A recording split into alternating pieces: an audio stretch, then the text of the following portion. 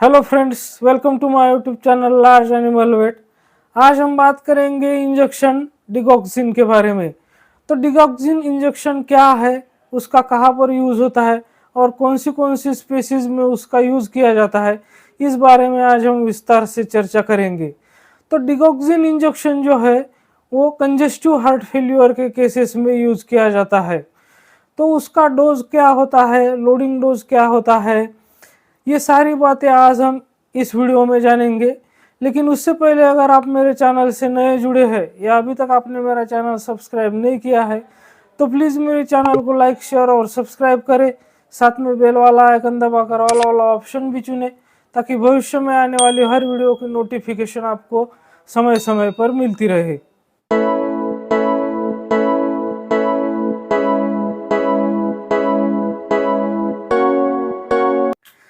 Digoxin injection क्या है और कंजेस्टिव हार्ट फेल्यूर में उसका किस तरह से यूज़ किया जाता है, ये आज का हमारा टॉपिक है। तो डिगॉक्सिन इंजेक्शन जो है वो कंजेस्टिव हार्ट फेल्यूर में जब यूज़ किया जाता है तो कंजेस्टिव हार्ट फेल्यूर कौन सी स्पेसीज में पाया जाता है। तो जैसे कि सिप गोट है, कैटल है, डॉग है, हॉर्सेस है, कैट है, तो इन सब में कंजेस्टिव हार्ट फेल्यूर के केसेस देखने को मिलते हैं। लेकिन कंजेस्टिव हार्ट फेल्यूर जो है वो दो प्रकार का होता है। एक left sided congestive heart failure और दूसरा होता है right sided congestive heart failure. तो left sided congestive heart failure और right sided congestive heart failure, ये दोनों हार्ट फेल्यूर के जो केसेस हमें देखने को मिलते हैं तो इसके मुख्य तीन कारण होते हैं। तो वो तीन कारण कौन से होते हैं जिनकी वजह से पशुओं में कंजेस्टिव हार्ट फेल्यूर होता है। तो सबसे पहले हम जानेंगे उन तीन कारणों के बारे में जिसकी वजह से कंजेस्टिव हार्ट फेल्यूर होता है। तो कंजेस्टिव हार्ट फेल्यूर के जो मुख्य तीन कारण होते हैं तो उनमें से सबसे पहला कारण है वाल्वुलर एंडोकार्डाइटिस, दूसरा है ट्रॉमेटिक पेरिकार्डाइटिस और तीसरा है आयोनोफोर पॉइजनिंग। तो जो कंजेस्टिव हार्ट फेल्यूर का केस होता है तो उसमें एग्जैक्ट कॉज क्या होता है कंजेस्टिव हार्ट फेल्यूर का, तो ये पता करना बहुत ज़रूरी होता है। तो कंजेस्टिव हार्ट फेल्यूर का सबसे पहला जो कारण है जो है वाल्वुलर एंडोकार्डाइटिस। तो वाल्वुलर एंडोकार्डाइटिस के पीछे का क्या कारण है और वो सबसे ज़्यादा कौन सी स्पेसीज में पाया जाता है, इस पर हम बात करेंगे। तो वाल्वुलर एंडोकार्डाइटिस सबसे ज़्यादा जो कैटल में होता है तो उसका जो कारण होता है वो होता है बैक्टीरियमिया, और खास करके जो ट्राइकस्पिड वाल्व होता है, यानी कि जो राइट साइड में एट्रियोवेंट्रिकुलर वाल्व होता है, जो ऑरिकल वेंट्रिकल के बीच में राइट साइड के जो वाल्व होता है जिसे हम ट्राइकस्पिड वाल्व कहते हैं, तो वहाँ पर बैक्टीरियल इन्फेक्शन हो जाता है। जैसे कि पर्टिकुलर एरिया में कहीं स्किन इन्फेक्शन है या फिर टूथ रूट है या फिर जॉइंट सरफेस है या फिर मेमोरी ग्लैंड में इन्फेक्शन हुआ है, लंग में इन्फेक्शन हुआ है, तो वहाँ से जो बैक्टीरिया ब्लड में जाकर उस वाल्व पर लॉज हो जाते हैं तो वहाँ पर वाल्वुलर एंडोकार्डाइटिस हो जाती है। और ये कंडीशन खास करके कैटल में देखी जाती है। जब बैक्टीरिया जो ट्राइकस्पिड वाल्व होता है, यानी कि जो राइट साइड का ऑरिकल और वेंट्रिकल होता है, तो उन दोनों के बीच में एक वाल्व होता है जिसे हम ट्राइकस्पिड वाल्व कहते हैं, और जो लेफ्ट साइड में होता है उसे बाइकस्पिड वाल्व कहते हैं। तो जो ट्राइकस्पिड वाल्व पर बैक्टीरिया जब लॉज हो जाते हैं तो वहाँ पर वो वेसिकुलर लीजन्स पैदा करते हैं, और उसकी वजह से क्या होता है कि जो वाल्व की काम करने की क्षमता होती है तो वो इंटरफेयर हो जाती है, मतलब कि कम हो जाती है, तो जिसे हम वाल्वुलर इनसफिशिएंसी कहते हैं। और इसी की वजह से वहाँ पर जो right sided congestive heart failure है वो केस हो जाता है। तो ये हो गया तीन कारणों में से पहला कारण जिसकी वजह से पशुओं में कंजेस्टिव हार्ट फेल्योर होता है। तो अब हम बात करते हैं दूसरे कारण की। तो दूसरा कारण है ट्रॉमेटिक पेरिकार्डाइटिस। तो ट्रॉमेटिक पेरिकार्डाइटिस जनरली पशुओं में कब डेवलप होता है, जब वो घास चरते हुए, या फिर हम जो चाफ मटेरियल ग्रास या फॉडर पशुओं को डालते हैं तो उसमें जैसे कि नेल है या कोई तार है या कोई नुकीली चीज़ जो मेटल की होती है तो वो उसके पेट में चली जाती है, तो वो जाकर जो रेटिकुलम होता है तो रेटिकुलम में लॉज हो जाती है और जो डाइजेस्टिव कॉन्ट्रैक्शंस होते हैं तो उसकी वजह से वो रेटिकुलम में पेनेट्रेट हो जाती है। रेटिकुलम में पेनेट्रेट होने के बाद वो रेटिकुलम को पास करके डायफ्राम में घुस जाती है और डायफ्राम से पास होके जो एडजेसेंट पेरिकार्डियल सैक होता है तो उसमें चली जाती है, तो वहाँ पर जिसे हम बोलते हैं ट्रॉमेटिक पेरिकार्डाइटिस, तो ट्रॉमेटिक पेरिकार्डाइटिस की कंडीशन वहाँ पर बन जाती है। तो उसकी वजह से जो पेरिकार्डियम है तो उसमें फ्लूइड भर जाता है या ब्लड भर जाता है, तो जिसके कारण हार्ट पर प्रेशर बन जाता है, दबाव आ जाता है और उसकी वजह से पशु में वहाँ पर कंजस्टिव हार्ट फेल्योर होता है। तो ट्रॉमेटिक पेरिकार्डाइटिस ये दूसरा मुख्य कारण है कंजस्टिव हार्ट फेल्योर का। अब तीसरा जो कारण है कंजस्टिव हार्ट फेल्योर का तो वो है आयनोफोर पॉइजनिंग। तो आयनोफोर पॉइजनिंग में जो आयनोफोर्स होते हैं जैसे कि लैसोलेसिड और मोनेंसिन, ये दो एंटीबायोटिक है जिनका यूज जो है वो फीड एडिटिव्स में किया जाता है, यानी कि फीड एडिटिव्स के तौर पर इसका उपयोग किया जाता है। और ये जब हम उसको पशुओं को टॉक्सिक अमाउंट में खिलाते हैं तो उसकी वजह से पशुओं में क्या होता है कि मायोकार्डियल नेक्रोसिस होता है और मायोकार्डियल नेक्रोसिस होने की वजह से वहाँ पर कंजस्टिव हार्ट फेल्यूर होता है। मायोकार्डियल नेक्रोसिस की वजह से जो हार्ट के नॉर्मल कॉन्ट्रैक्शंस होते हैं तो वो अफेक्ट हो जाते हैं, मतलब कि हार्ट नॉर्मली कॉन्ट्रैक्शन नहीं करता और उसकी वजह से क्या हो जाता है फिर कि जो ब्लड फ्लो है वो उसका कंजेशन हो जाता है और वहाँ पर कंजस्टिव हार्ट फेल्यूर हो जाता है। तो हार्ट फेल्यूर के केसेस में हमें क्या क्या साइन और सिम्टम्स देखने को मिलते हैं इसके बारे में अब हम बात करेंगे। तो क्योंकि हमें डायग्नोसिस के लिए ये पता होना चाहिए कि जो कंजस्टिव हार्ट फेल्यूर होता है जब पशु में तो हमें वहाँ पर कौन से लक्षण दिखाई देते हैं।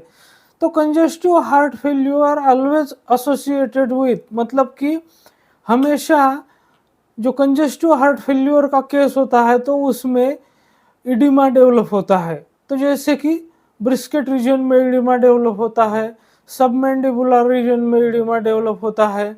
इसके अलावा जो लिम्स होते हैं यानी कि जो पैर होते हैं, खास करके जो सामने वाले पैर होते हैं तो वहाँ पर भी इडिमा डेवलप हो जाता है, पशु की टंग पर भी इडिमा डेवलप हो जाता है। इसके अलावा हमें वहाँ पर marked distension of jugular vein and marked pulsation of jugular vein, यानी कि जो जुगुलर वेन है वो एंगोर्ज हो जाएगी और उसका पल्सेशन जो है जो कि नॉर्मली हमें ऐसे दिखाई नहीं देता तो वो हमें बहुत आसानी से इजीली हम उसको ऑब्जर्व कर सकेंगे।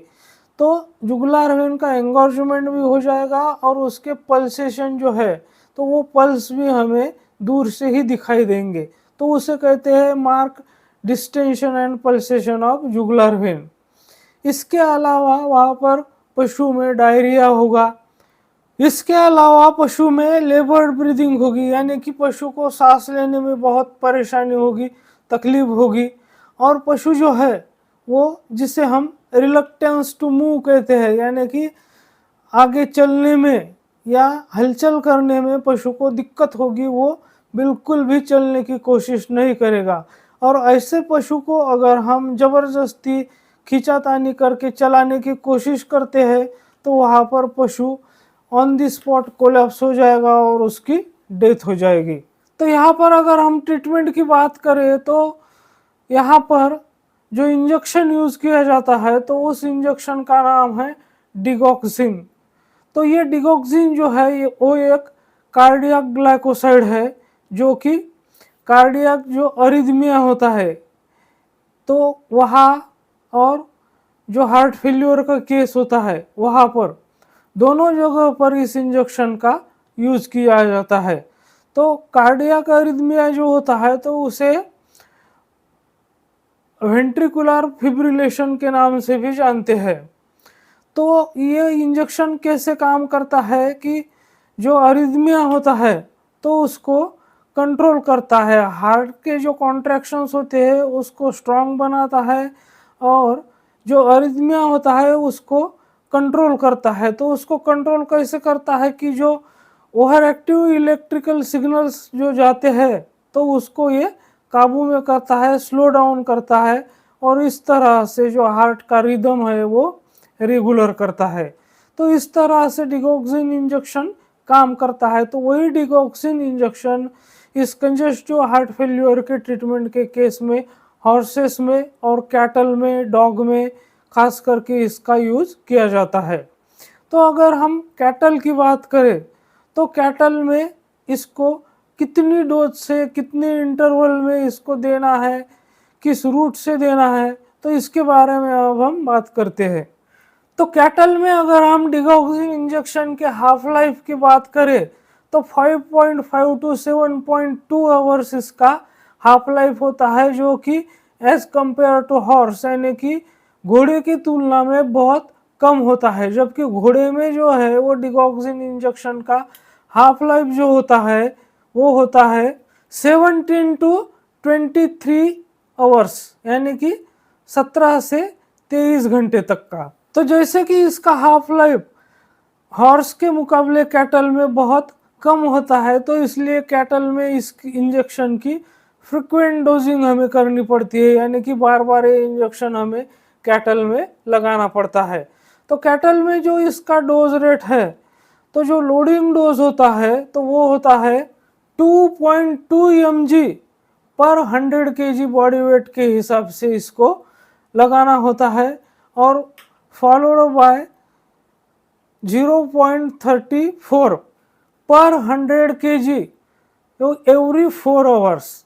यानी कि पहला लोडिंग डोज जो है वो 2.2 mg पर 100 kg बॉडी वेट के हिसाब से देना है, और फिर हर 4 घंटे में 0.34 mg पर 100 kg के हिसाब से इसको लगाते रहना है। अल्टरनेटिवली इसका जो कंटिन्यूअस इन्फ्यूजन है वो भी हम दे सकते हैं, जो कि 0.086 mg पर 100 kg बॉडी वेट के हिसाब से देना होता है। और ये ट्रीटमेंट देते वक्त हमें रेगुलरली जो ब्लड का पोटेशियम लेवल होता है, उसका जो पोटेशियम कॉन्सेंट्रेशन होता है, तो वो रेगुलरली हमें मॉनिटर करते रहना है। इसके अलावा हमें इसके साथ जो डायूरेटिक्स होते हैं जैसे कि फ्रूसेमाइड, तो उसका भी हमें यूज करना है, जो कि बॉडी में जो एक्सेस फ्लूइड होता है उसको बाहर निकालने में मदद करेगा।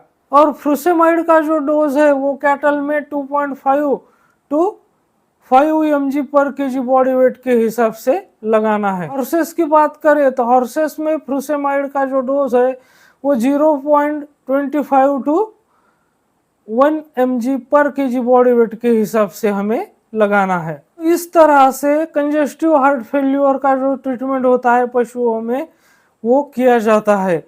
और जो डिगॉक्सिन इंजेक्शन है तो इसके बारे में जो जानकारी मैंने दी है, तो आज तक शायद इस टॉपिक पर कोई वीडियो नहीं बना है, तो इसीलिए मैंने सोचा कि क्यों ना इस टॉपिक पर आज एक वीडियो बनाया जाए।